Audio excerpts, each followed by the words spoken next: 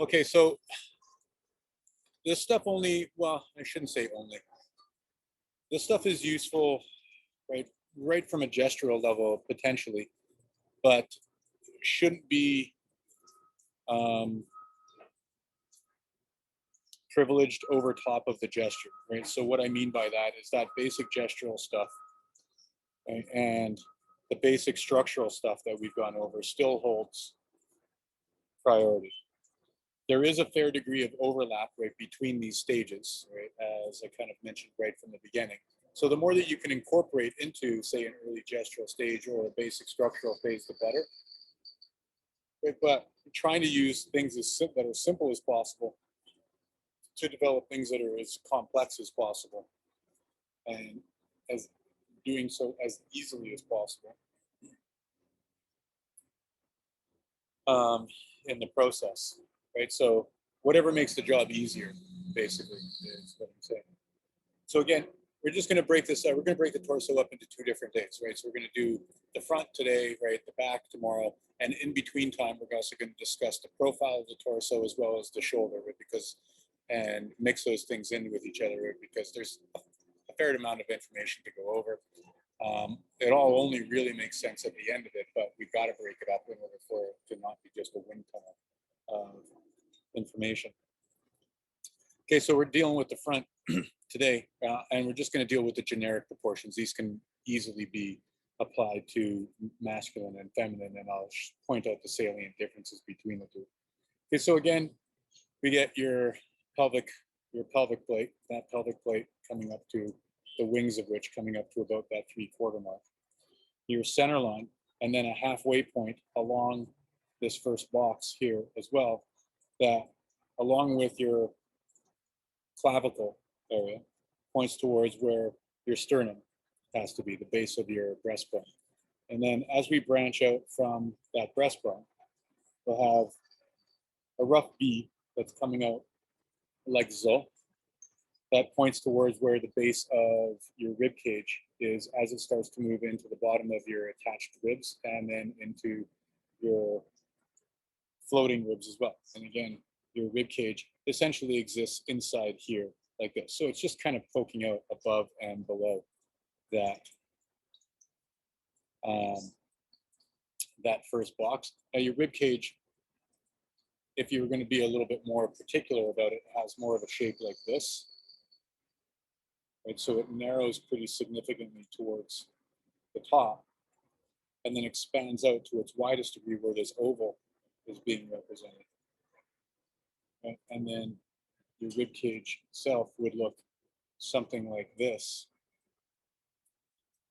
right, as your cartilage comes down and starts to interact with your ribs, and then you've got a couple of floating ribs in below that.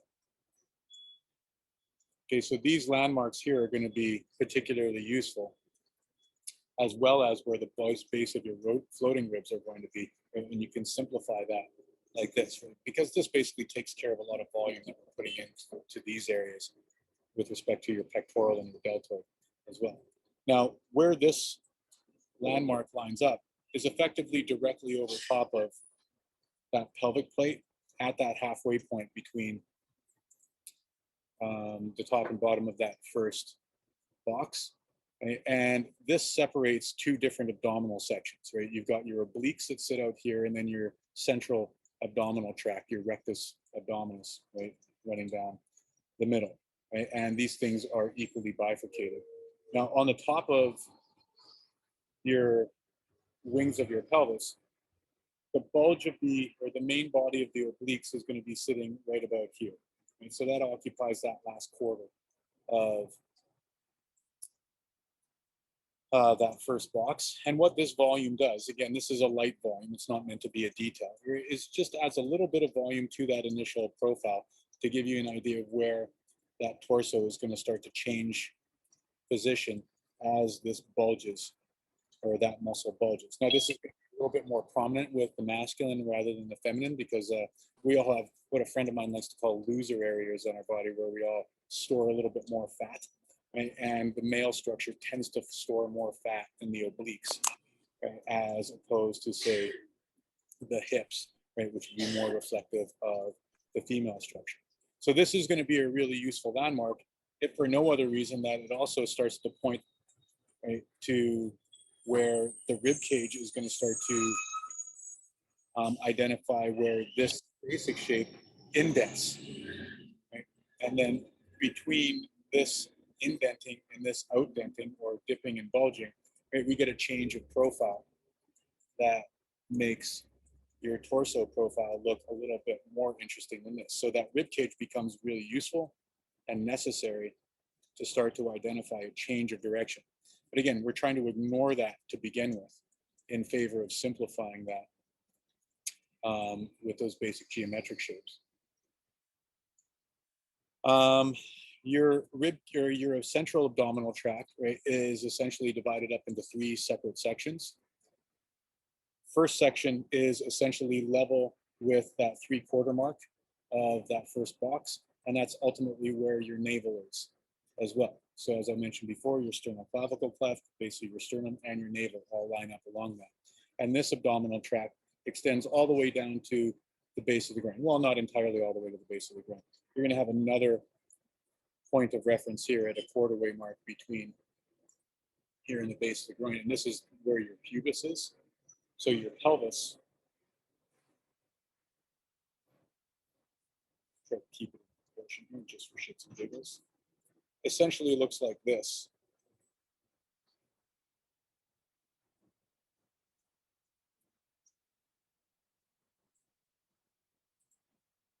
From the front, and your abdominal tract extends all the way down to here, right, at the base, or sorry, towards the central section of this. All of this is genitalia underneath, right? But we can fake that or safely ignore that, right, by bringing this all the way down to the base, and it'll still create the same structural consistency.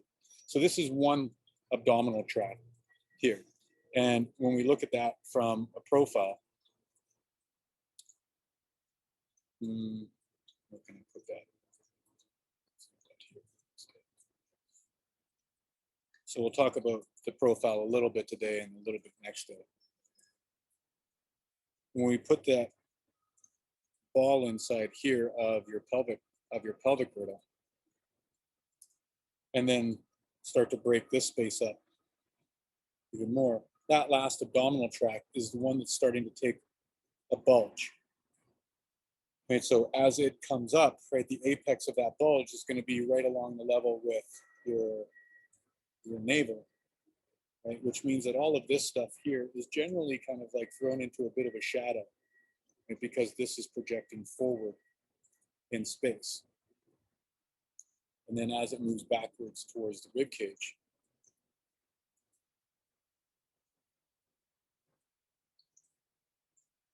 that rib cage dips down and then moves out into, right, that abdominal tract, just as the back of your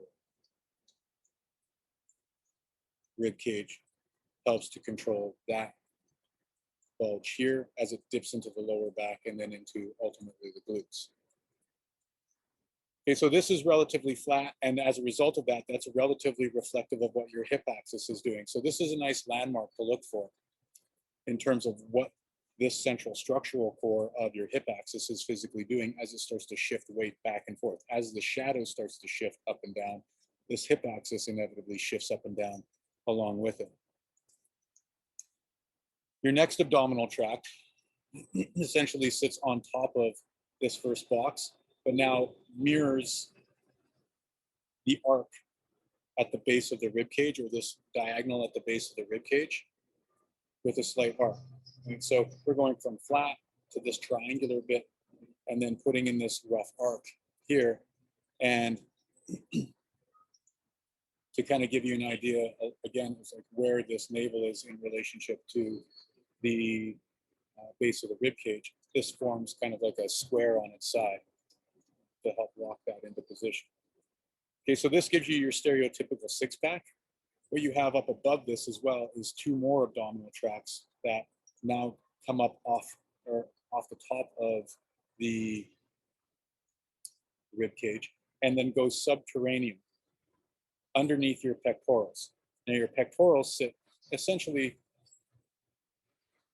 on top of that abdominal tract. They sit slightly higher, but it's not really all that important for us. And attach all the way along your sternum. Now your sternum is a bone that kind of looks like this. It's kind of like a bow tie shape. But for the most part, you can safely ignore that and just represent the inside of their pectorals as a line and the base of your pectorals as another line. So basically what you get is an upside down T at that area, because your pectorals attach all the way along either side of your sternum and then attached to, I believe it's your fifth and sixth ribs. I can never remember where it's your fifth and sixth or fourth and fifth. Doesn't matter, because the same basic representation is going to take place. Now, in terms of what happens here, right, in relationship to the shoulder, we have to talk a little bit about the arm and the shoulder. So you think about your shoulder as being kind of like a simplified volume that sits half inside the torso and half outside the torso. Because what you have skeletally, like if you can look through the rib cage towards your scapular spine, is you have your clavicle coming up, right, roughly level with the outside of your rib cage. But then projecting beyond that, you have your scapular spine from your scapula extending beyond that.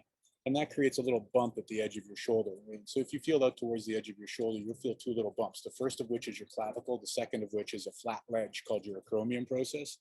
And that is the head of your scapular spine. So this volume basically takes care of both of those things, because what's happening in here is that your humerus is sticking into that socket and then coming down to the base of your rib cage. Right? So all of this volume in through here, right? There's no skeleton from the front here. This is all muscle. And the way that the muscle interacts with your clavicle, sternum, rib cage, right, humerus, and your scapular spine is why this area is so complicated. To begin with, let's think about the arm, right, as just a simple tube rather than a skeleton. As you know now, right, comes down to that 3/4 mark of your torso, which is the base of your rib cage, or sorry, the bottom of that first box, which is the base of your rib cage. Right, so this and this are relatively level with each other. This provides all the volume of your arm, but also provides additional volume for your shoulder and shows how your arm and your torso overlap with each other. Picture this distance as being now divided up into thirds. If you're traveling in this direction, on that outside third, this is where your deltoid, right, overlaps your torso. Now your deltoid is kind of like a teardrop shaped muscle that comes out and attaches to the outside of your arm. Right, so that muscle has this type of shape that creates that rough triangular shape and comes down to about the 1/3 mark of your upper arm. And so starts on the 1/3 section of the outside of your clavicle and then comes down to the 1/3 mark of your upper arm. And then it bulges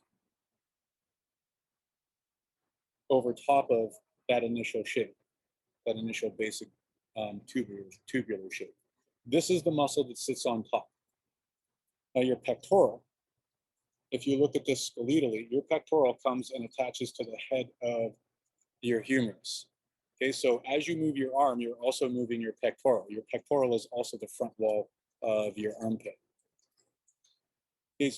And so what that means is that this muscle here has to go over top of your arm muscles, but then goes underneath your shoulder muscle.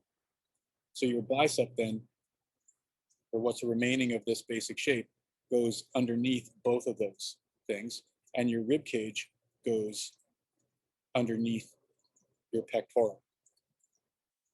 Okay, so what you get, if you want to think about it in terms of layers, is you have your deltoid on top, your pectoral underneath that, and your bicep underneath that. This is really useful to know because in a lot of instances you can't see this relationship. So knowing that that relationship exists makes it possible to structure this up accurately.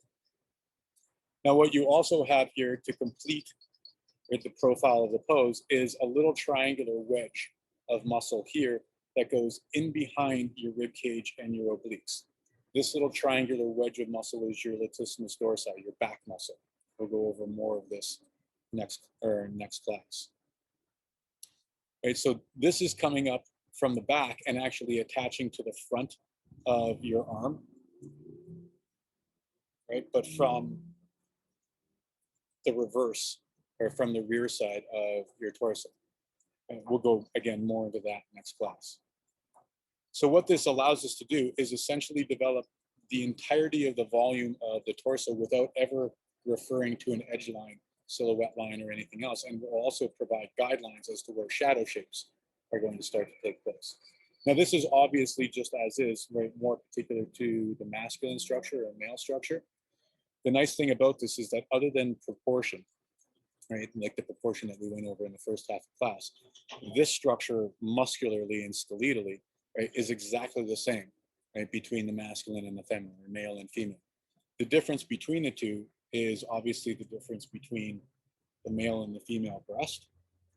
Right? The musculature is exactly the same. The connection points are exactly the same. But with the female breast, you have another shape that sits on top of the pectoral, right? So the fat pad of the breast physically sits on top of the pectoral, and it's useful to think about it as a shape, as opposed to a silhouette, which is generally the way that people tend to draw the female breast. We want to think of this as a volume sitting on top of another volume, right? Because this volume, just like this has to overlap that, has to overlap this has to overlap this, but that muscle is still apparent as it goes over top of the bicep and then underneath the deltoid. So what this creates is this obvious change of direction as you come down into the breast. And then as the breast starts to interact with the torso. So what this will generally give is a really predictable shadow shape as this area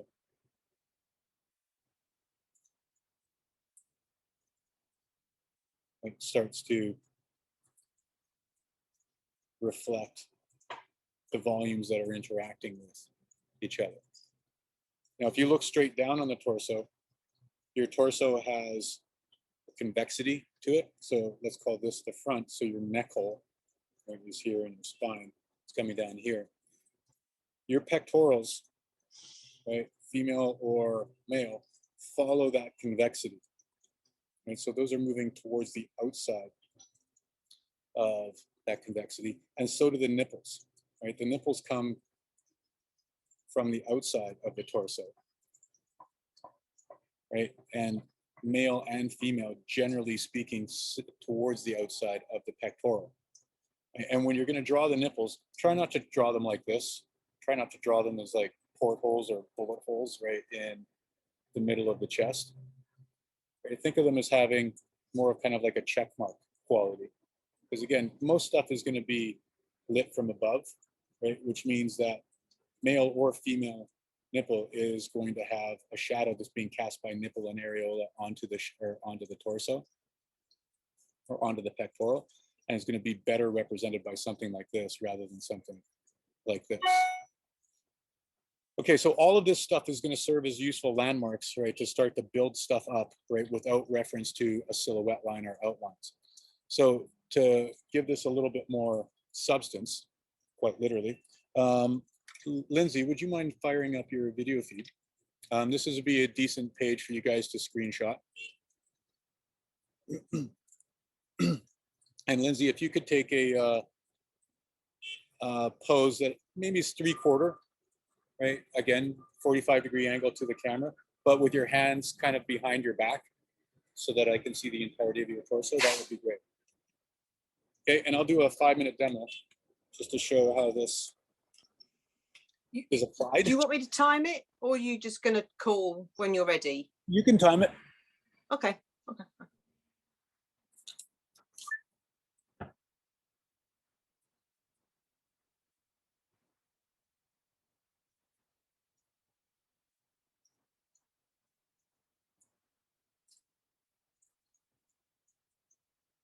Actually, the other direction would be great, Lindsay. The lighting's better that way. Yeah.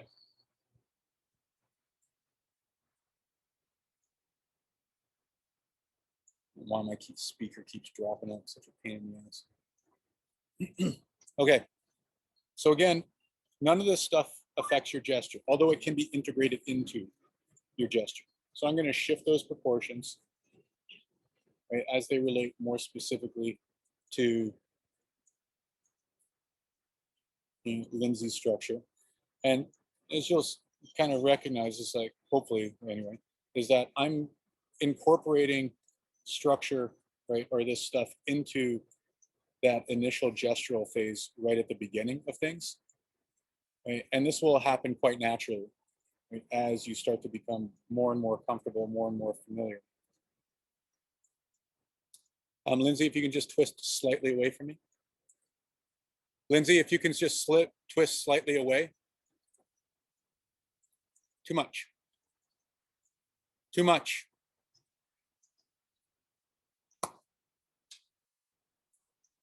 It's too much. So split the difference between a little bit further away from me. Great, perfect, thank you. Okay, so now I'm using, so a little bit back towards me now again, Lindsay, please. Okay.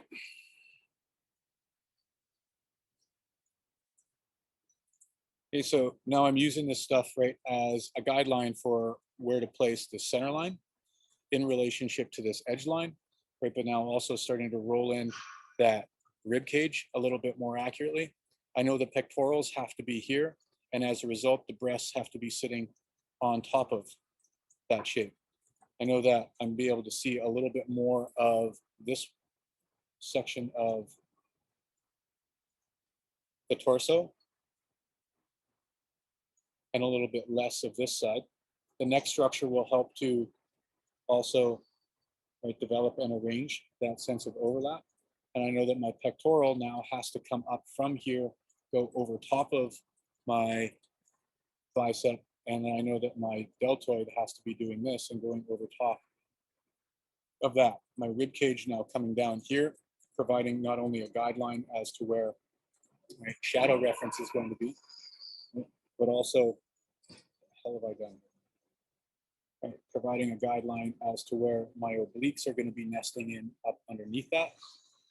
Right, and then the change of direction in between the base of the rib cage, right, and the top of the obliques, and also an indication of where your lats are going to be coming in. This now separating this space up into a simplified abdominal tract. The base of your rib cage now pointing towards where this change of direction of your rib cage has to go, right? But then also how that interrelates with this abdominal tract versus this section of the abdominals. This giving me a rough idea as to where, right, my navel is going to be and where my abdominal tract is going to be.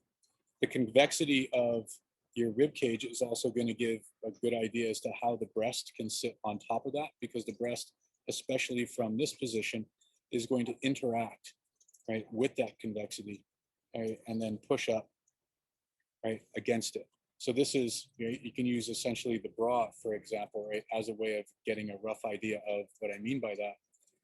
Right? But then even though you might not necessarily be able to see this, right, throwing that detail into place, right, as a way of providing volume there, but then also from this side, you can put in, right, a rough idea there of this coming up against a solid surface. This is again why this representation of the bottom of the female breast doesn't tend to work. Now, all of this stuff also provides really useful, right, landmarks to better identify how shadow shapes are going to be coming over this. So I kind of like I hesitated as to whether or not it was, useful to go over anatomy first or shadow shape second, right, or vice versa, right? But I think because these things, right, have such a direct correlationship with each other, you can get a pretty good idea of what the anatomy of an area is doing simply by starting to identify what this shadow shape is doing. Because as this contour starts to change direction and fall over top of the rib cage and the abdominal tract, you start to get a better and better idea, right, of what I was referring to with respect to this overall contour. Right? So the contour of the torso is going to be coming down like this, and then moving back in like this, and then moving gradually out like this. And you can start to see that reflected here. Now, what's important as well about these shapes is that these aren't detailed shapes. I want to, thanks, Lindsay, that's great. What I want to do ultimately is try to use those initial lines, right, as well as the values that are associated with them. For instance, start to now push details, right? But the details, whether they be line value or shadow value, that are going to make my drawing look a little bit more interesting. This structural detail, if you took it too far, would essentially just look like a weird anatomical drawing. Right? And ultimately, what we're trying to use this stuff for is a way of making your drawings, look better, not worse. So as useful as this stuff is, it's important to remember that these aren't necessarily details. These are, again, just way more particular guidelines for where details are going to be. Right, so that you can start to turn, the drawing into something that is not only a lot more structurally accurate, but a lot more pleasing to look at. And not the least of which pleasing to look at, but because, right, that structure is a little bit more accurate. So whether or not you're applying line value to it, right, or shadow value to it, right, or a mixture of the two, again, these are guidelines, right, as opposed to details in and of themselves. Okay, before I unleash you guys into the wild with your own drawings, do you guys have any questions? Something that needs clarification, perhaps? Jay, can you go back to the one where you explained the structure, please? The previous page in your sketchbook, because I think the picture or the screenshot that we have has a lot of sunlight, so it's hard to get the grasp. Okay, I just take another screenshot. And I think I'm good to go. Thank you. Okay, any other questions? Hey, can you do another pose and another angle, just so we know how to approach it in a different way? Another pose from a different angle? Yeah. What kind of angle are you thinking about? Like a crouching angle or something, like a crouch down. I didn't understand that. What? Like a sitting pose or something like that. Like pose on the floor. Sitting pose? Yeah. Sure. Thank you. Okay, Lindsay, let's do a seated pose. Maybe it's something similar to, say, the pose that you did at the end of the first half of class, where you're kind of like leaning back on your arms. That would be a good one. Yeah, but let's now let's angle that in the opposite direction, right? Because the sun is actually blowing the whole pose out. Yeah, that's great. Okay, maybe angled a little bit more towards the camera.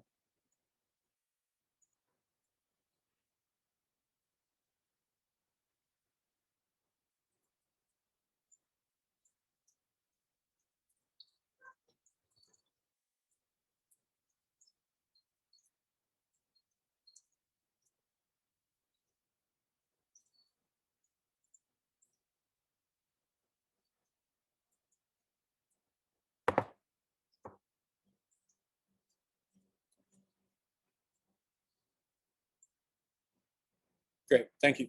Okay, so again, the same basic gesture. Same basic shape, same basic squash and stretch, all of that jazz. Okay, so now as we start to solidify this stuff three-dimensionally or two-dimensionally, you can use that rib cage, right, as a really useful way of starting to control the contour of this section of the torso.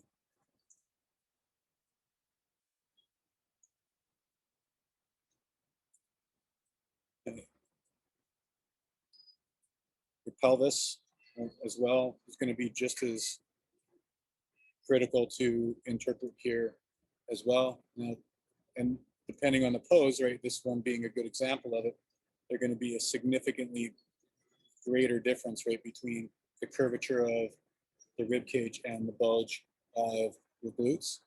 Also, as we come over top of that pectoral, you can see that how the usefulness of the bra, it becomes a pretty useful or a pretty useful landmark for depiction of where the pectorals are going to be. That center line, right, again, helping to control the perspective twist of the pose, and this basic shape of the arm, right, helping to get a sense of not only overlap and volume in here, but also how that pectoral then has to be coming up and then stretching now to attach itself to the arm, right? And your deltoid, and we'll get more into this as we go over the shoulder specifically. I think probably next class, maybe this class, we'll see. Coming down and attaching to the outside, right, of that 1/3 mark of your outer arm. Right, now, the contour of your torso is going to be more important from here, or more important here, as it starts to bend over top of, right, that compressed abdominal tract, and also change direction a lot more obviously as it moves into, right, that abdominal tract and pelvic area.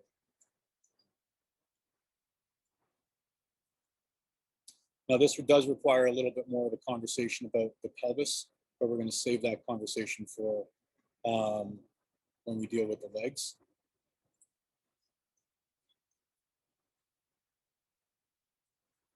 And so all of this stuff in here is leg stuff. All of this stuff is oblique stuff. All of this stuff is rib cage stuff. Now, there is some more musculature stuff going on inside here, right? But again, we'll talk about that with in coordination with the profile of the pose.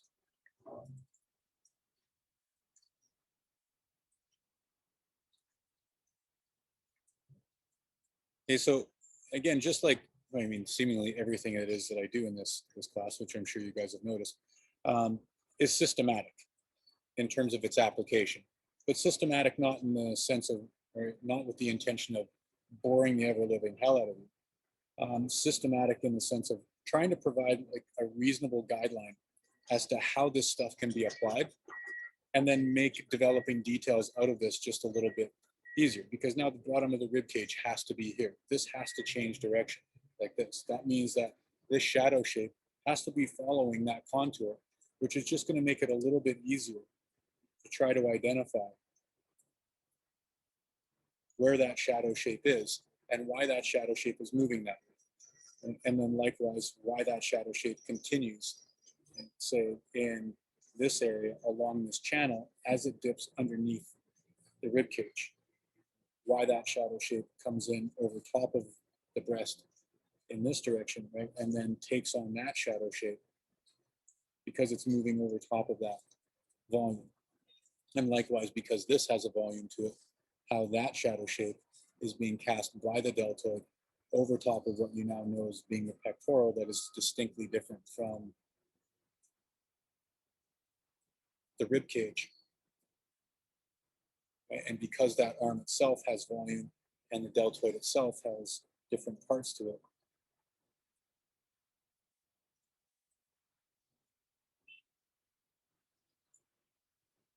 it starts to provide a guideline for all of that. And you can also hopefully see it's like how your neck, trapezius group, right, and ultimately head, right, aren't separate from those areas, right? If anything, they help to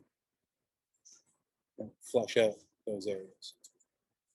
Okay, so again, there's stuff going on in here that we'll go over, right? But hopefully this satisfies, right, a different version of it. Ultimately, I mean, there's going to be a wide range, potentially infinite range of positions that the pose can take on. So hopefully this suffices to give, you know, an example of a couple of different versions. How's that for everyone? That's good. All right, cool. Well, Miss Lindsay, let's okay, so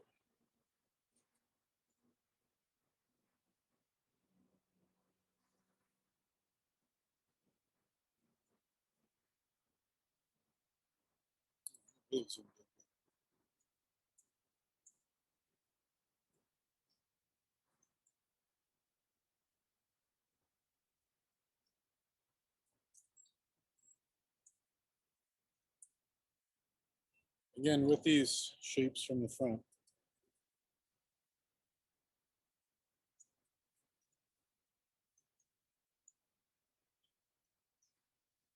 these subdivisions help to divide things up in a generic way and find landmarks for all of the stuff that is necessary to build the structure up. And this does take time not only to become familiar with, right, but also to be able to put down in any sort of constructive way. But the only way around that is, or the only way to do that rather is by just grinding through the experience. So, you know, as I mentioned, when we're dividing the torso up here, right, into your central abdominal tract and then your obliques, and then up into your pectorals, I mentioned that there is a subset of abdominals that come up above that abdominal tract. Right, so then the question, right, begs is what's happening in through here, right? And we twist into the profile.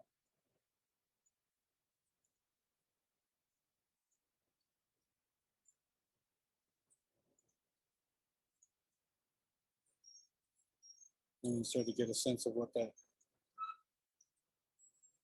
rib cage, spine, and pelvis is doing. When we look at your shoulder from the profile, let's say that we've got our arms stretched straight out like this. Your lat has to come all the way from the back over top of the profile of your torso like this, and then attached to the inside of your arm. And so this is key for just closing this space down. And then likewise, as we'll go over next week, so if you're going to have your shoulder blade in here as well.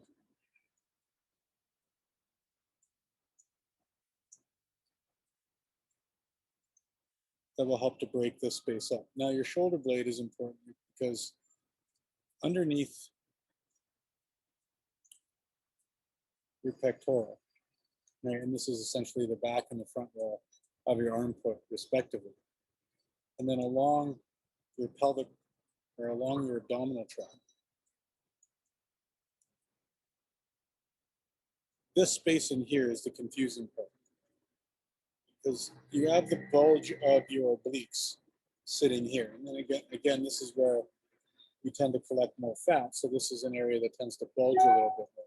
Now, in terms of a really simple shape, those obliques kind of look something like that, as just an overall mass, and they come up to about that point. And how they move up is that they diagonally move in that direction. Now, this is a complicated area because you have a bunch of different things all moving kind of at cross purposes. Your ribs essentially do this.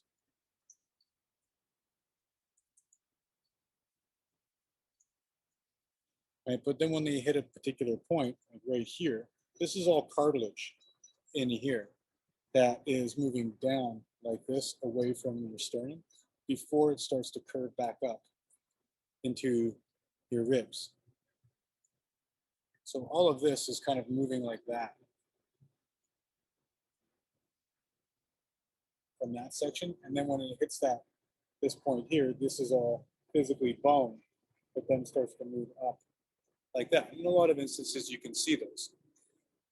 And now this is further complicated because you've got a series of muscles called your serratus that then come out of this area from underneath your scapula and then go underneath your pectoral as it attaches to your rib cage and interacts with this abdominal group here. And what this creates is a horrible interplay of muscle, muscle, and then rib cage as those things interdigitate with each other. It's one of my favorite words in the English language, so it's always fun for me to have an opportunity to say it.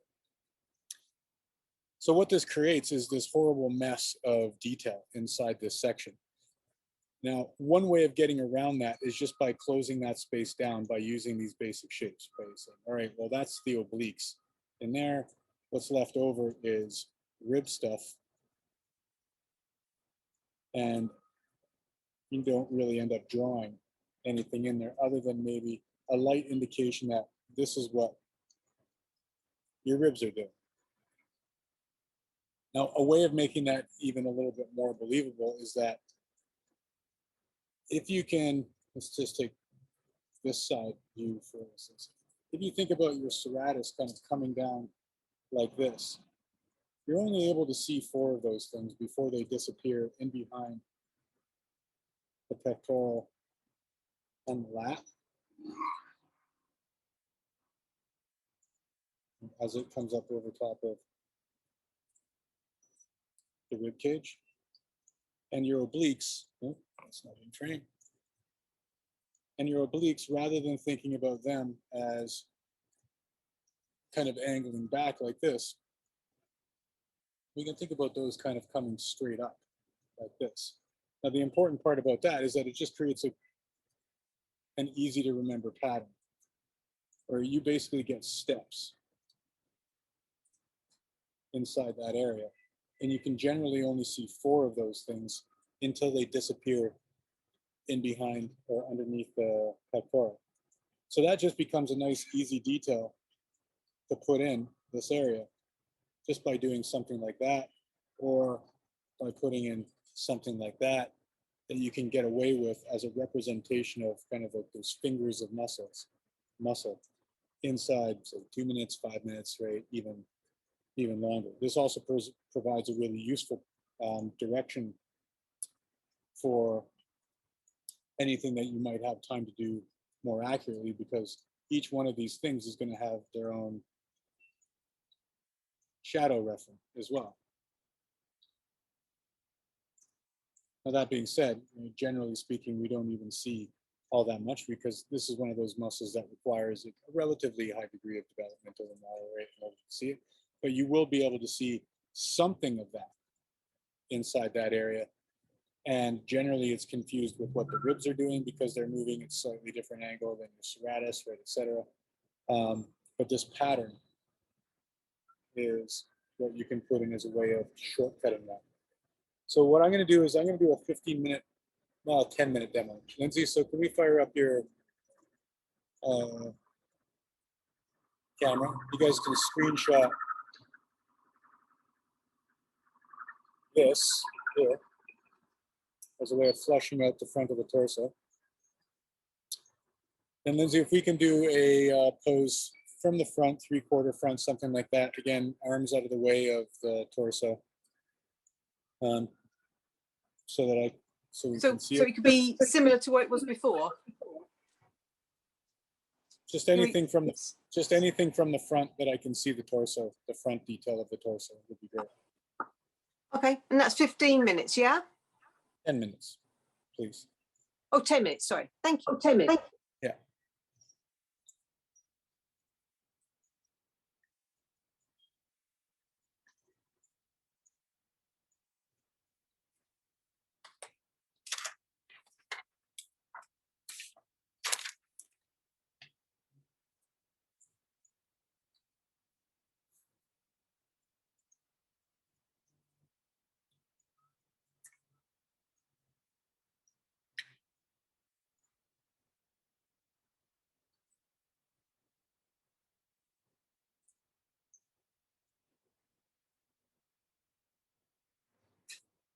Let's do a slightly different pose, Lindsay, because I've already essentially drawn that one. So.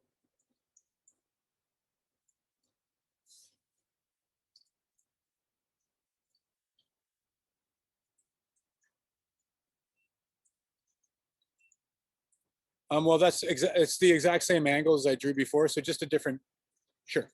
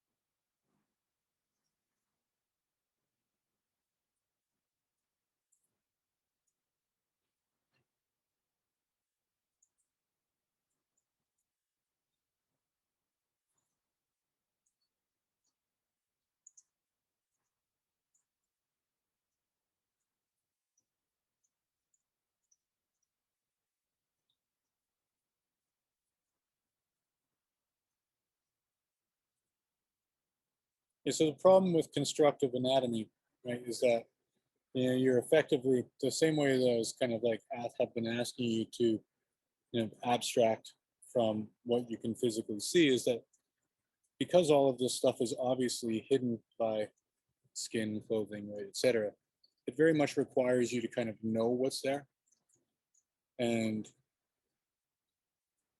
draw the pattern of how those things align with each other in much the same way that we're drawing a pattern of how basic shapes have to interrelate each other. So again, you're very much using the pose as a guideline for how to structure this stuff up,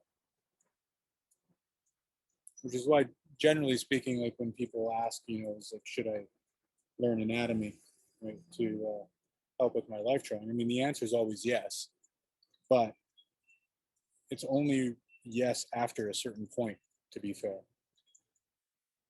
because in order for that anatomy to make any real significant difference, it has to be based on something significantly simpler, especially as you're trying to get it down inside of a short period of time.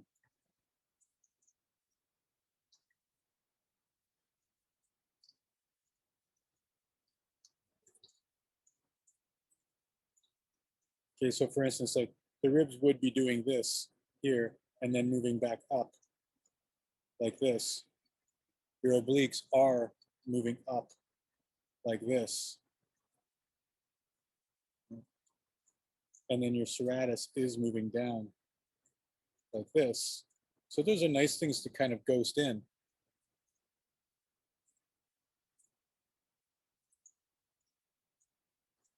But they're not necessarily crucial or in certain instances even relevant towards getting the pose down accurately.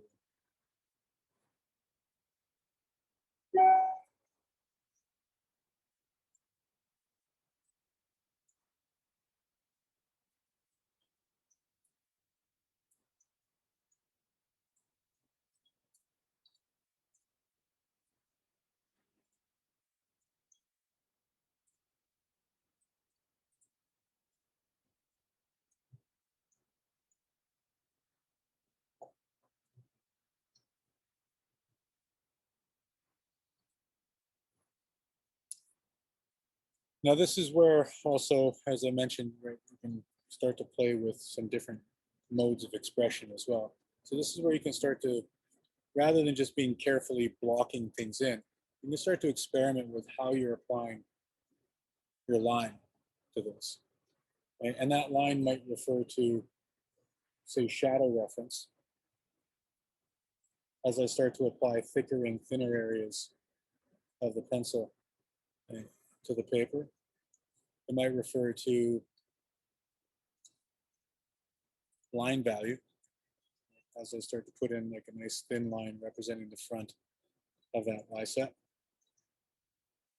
It might be a combination of those two things, right? As I start to put in an idea of reflected light inside that deltoid, transition line over the top of that deltoid and bicep, as well as a hard line for the edge of the cast shadow that's being cast by the deltoid. These variations in movement over top of the torso being caused by the physical variation of the sternum and its overall shape. It's got a bumpy aspect to it. So that becomes a nice way of developing a little bit of topography inside that area.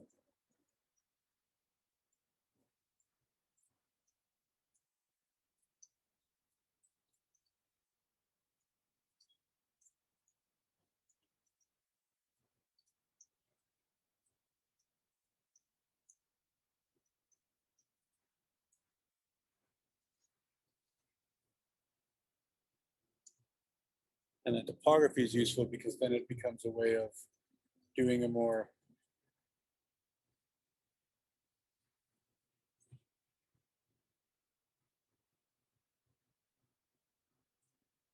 developed sense of value inside that area. So we can tell that everything inside this is in shadow comparatively to the other side of the pose. But even still inside there, we've got some volume change. And then the structure provides a nice guideline as to where that shadow has to be. Same thing with this shadow as it falls over top of the different sections of the abdominal tract.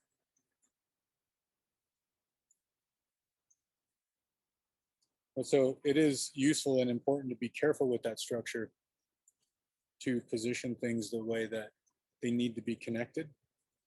But that doesn't mean that you can't put it down in a more interesting or expressive way. Now, as a way of doing that, you can make things a little bit easier on yourself by kind of like blocking in certain areas like we've already done. So giving a more clear guideline as to where that edge line is going to be. So that when you do put in a polished line to it, you've got a much better idea as to where that thing is going to be. You're providing essentially just a clear guideline.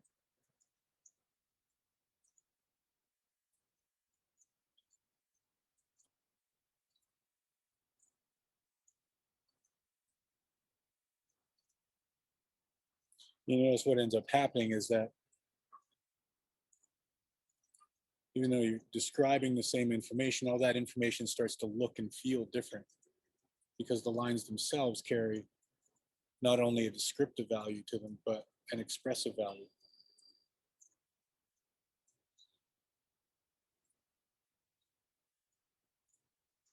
All right, so for those of you who want to, kind of experiment with this, there's a very big difference between putting lines down like this versus lines that put down like this, even though they describe the same thing. These are always going to feel different and add some visual interest and weight to your drawing. The other ones are always going to look the same and effectively flatten your drawing out.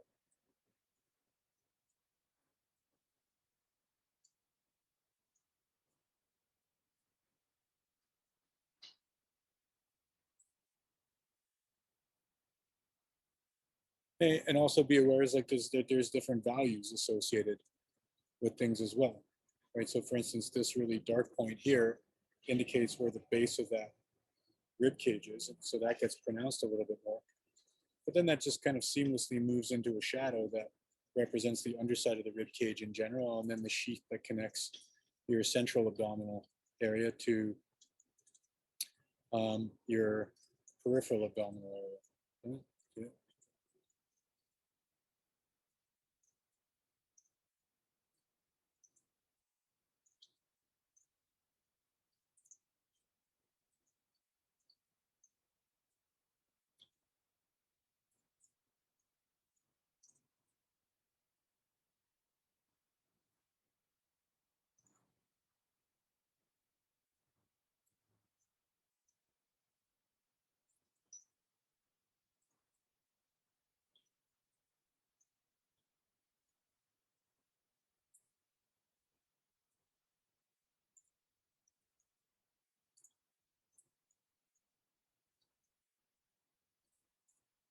Thank you, Lindsay.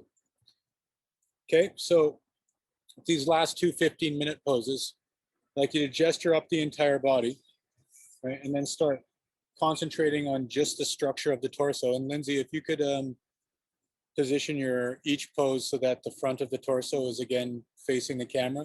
It can be seated, right? Reclining slightly, whatever the standing, whatever the case may be, but just so we can see the front of the torso to some degree, that would be great. And then when you start, if you're in the position to start detailing things, try to think about it like a mix and match, right? Of, you know, not only shade and shadow and line value, but also for those of you who want to start to experiment with it, how you're physically applying that line as a way of moving from, say, thin lines to thick lines, dark lines to light lines, and putting those lines down confidently as a single stroke rather than, you know, a whole bunch of little strokes that kind of flatten out the expressive value of it. Okay. So let's go ahead and do that.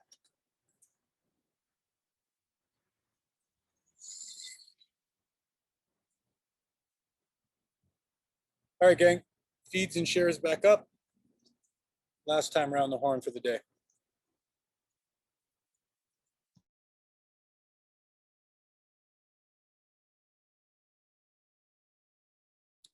I'm going to go over some basic structural stuff, some basic differences between masculine and feminine structure. And I do mean masculine and feminine as opposed to male and female, so that we can separate, you know, some, not only some basic structural differences, but also, I think more importantly, or just as importantly rather, the basic differences in terms of feeling between a masculine and a feminine pose. And I mean masculine and feminine, right, as opposed to male and female, right, in the sense that you can have male models that feel very feminine because of their poses, right? You can also have female models that feel very masculine in terms of their poses. So it's more of a feeling that kind of shifts in one direction or another, depending upon the stereotypes that are essentially associated with the structural consistencies across the genders, right? Historically, biologically, evolutionarily, psychologically, right? Theologically, historically. Anyway, so the generic proportions that we're dealing with right now are this, based on these two boxes, right? And a rib cage is kind of stuffed into this first box here, right? And then the pelvic girdle is essentially rammed into this space here, right? And then built up, right, from there. So if we use those two boxes as a point of reference, and I just changed the proportions of things slightly, so that the proportion of, say, my torso versus my pelvis looks something like this, and all associated details go along with that, versus, say, the proportions of something like this and all of its associated details.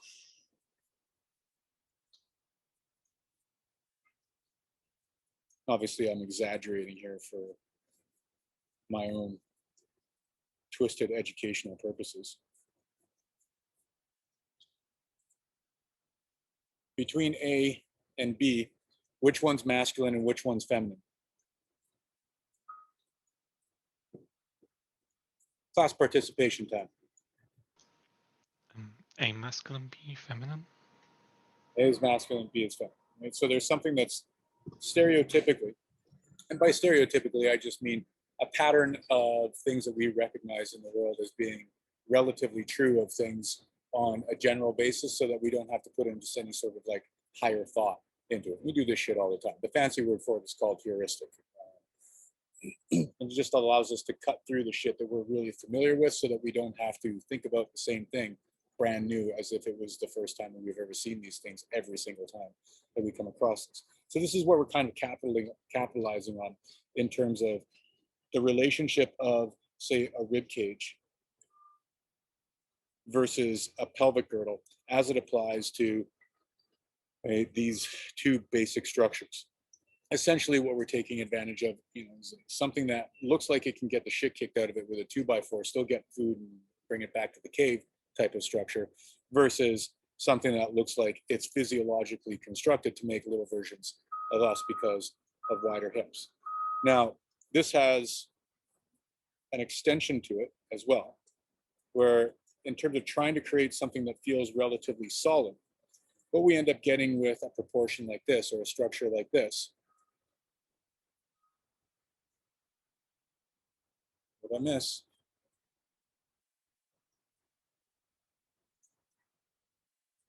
No, you didn't miss anything. There was like a sound of like a truck backing up. There was. Okay, so in terms of something that you can add to the legs as a way of accentuating this overall proportion, what we're trying to, or what you're essentially trying to capture here is something that feels stable, rigid, right? A low center of gravity or central center of gravity as a way of accentuating that solidity.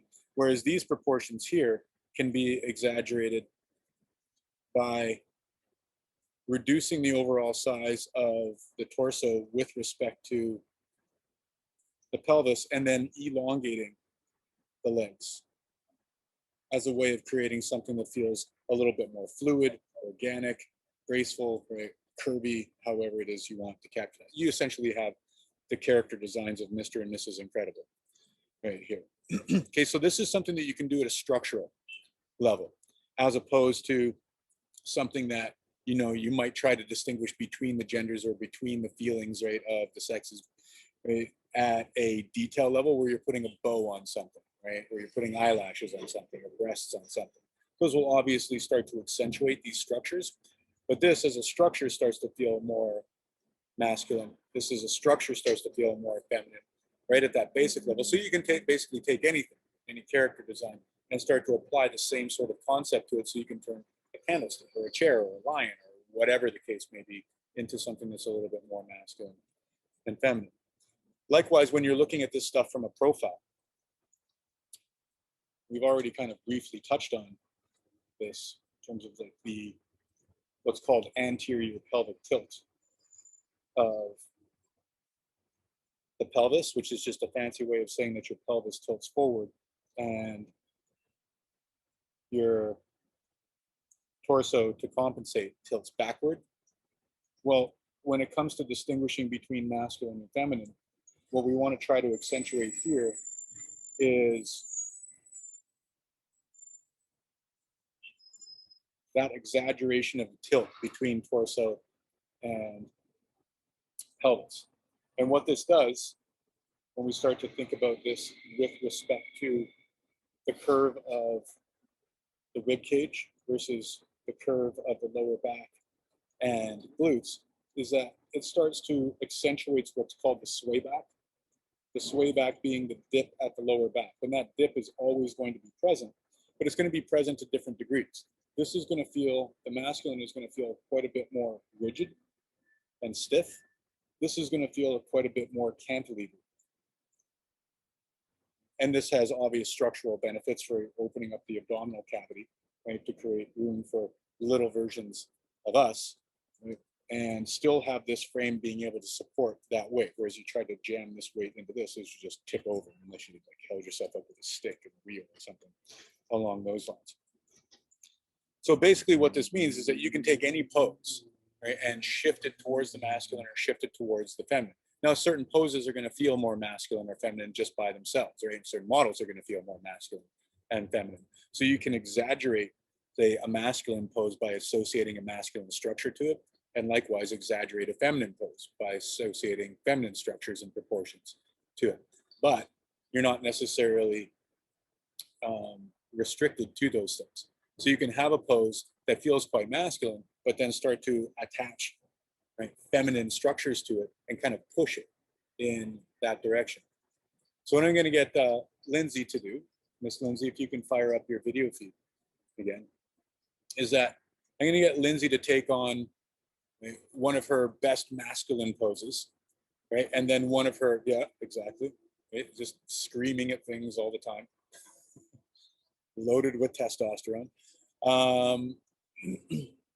And then I'm going to get Lindsay to take her best feminine pose, right? And then I'm going to attach these structures to those things. And when you guys do your drawings, this is a decent page to screenshot, by the way, if you want to. And when you guys do your drawings, for the first little bit, I'm going to ask you to switch between the masculine and the feminine, right, with these proportions, right, so that you kind of get a sense, a brief introduction to what that looks and feels like to exaggerate those things.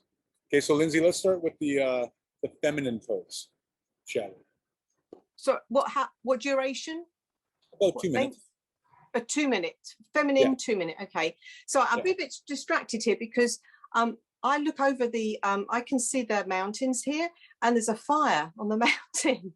It's like all this smoke and it's like, that's a fire. So I'm just slightly distracted by that. Which mountain is on fire? Is it? It's grouse. It's to the. Is that grouse?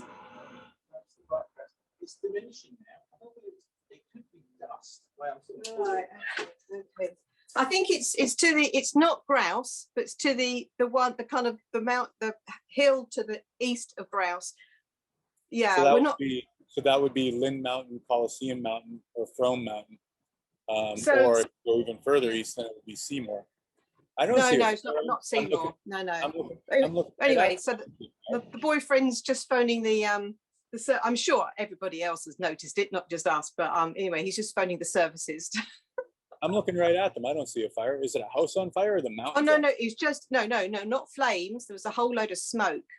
Oh. A whole load of smoke, but it's now the smoke has lessened, but it was a significant amount to be like, well, what's that going on? So he got his binoculars out and no, there wasn't flames, all right. So people, it's all right, we're not all going to be burned alive here, but it's just like, okay, that's a bit different. Oh, we will eventually. We'll all suffer the heat death. We'll fall into the sun in a few billion years and that'll be the end of us.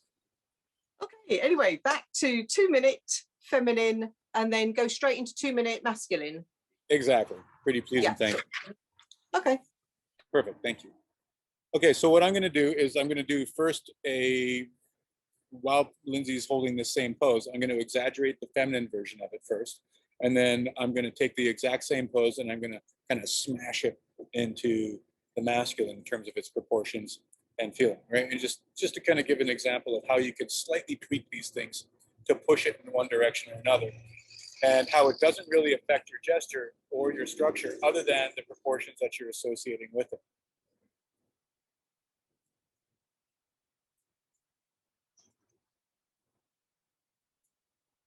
Okay, so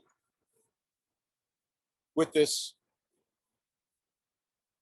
immediately I'm starting to push things in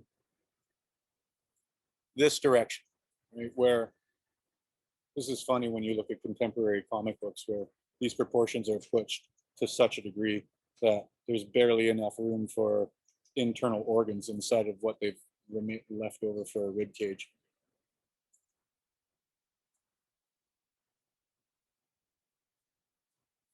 Mind you, I saw somebody walking around with exactly those proportions the other day. I do this all the time in terms of people watching. I was like, that person has really fucking strange proportions or really amazing proportions. I was about to ask you that because like that comment made me curious. Like, do you always think about like that with people? Not always, right? But I definitely do recognize it, right? Especially when, they're kind of like superhero-y proportions, right? Or just really kind of textbook proportions or just really unusual proportions. So now in terms of that, right, I'm going to do now this is the exact same pose, but now I'm shifting it towards the masculine.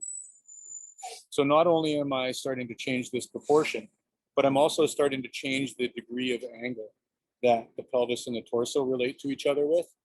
And also you can kind of see is like that I'm expanding the size of the arms in relationship to the torso as is necessary because of the expanded size of the pelvis. And what will end up happening as well is that, you'll experience that there's a different way of drawing the head as well. The head and details, right, that go into this, right? The head ends up being a bit more boxy. Okay, so hopefully you can kind of see this, like the difference, right at the beginning of that, right? How this just feels a little bit more, right, bulky, a little bit more stiff, whereas this feels just a little bit more, right, organic, right, a little bit more fluid. Okay, so yeah, go ahead, Lindsay. Okay, so now we'll start with the masculine.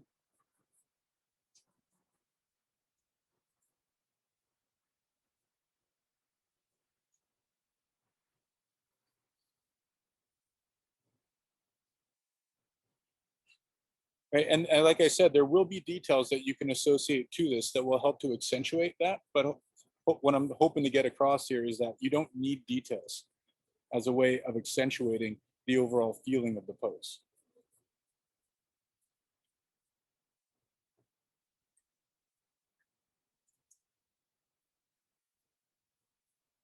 Okay, so that's exaggerating towards the masculine. Now, if we take the exact same pose, right, and then exaggerate towards the feminine, right, squishing this down,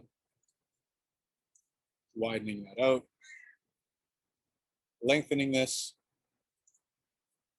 right, and again, you're going to be somewhat restricted just by the nature of the pose itself. But now we get something that feels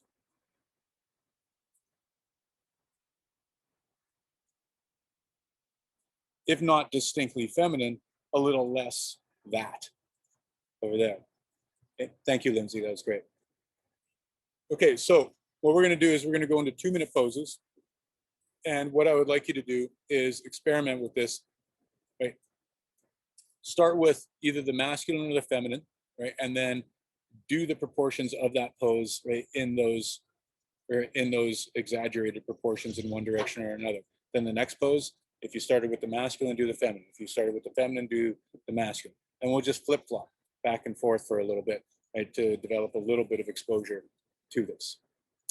Okay, so Lindsay,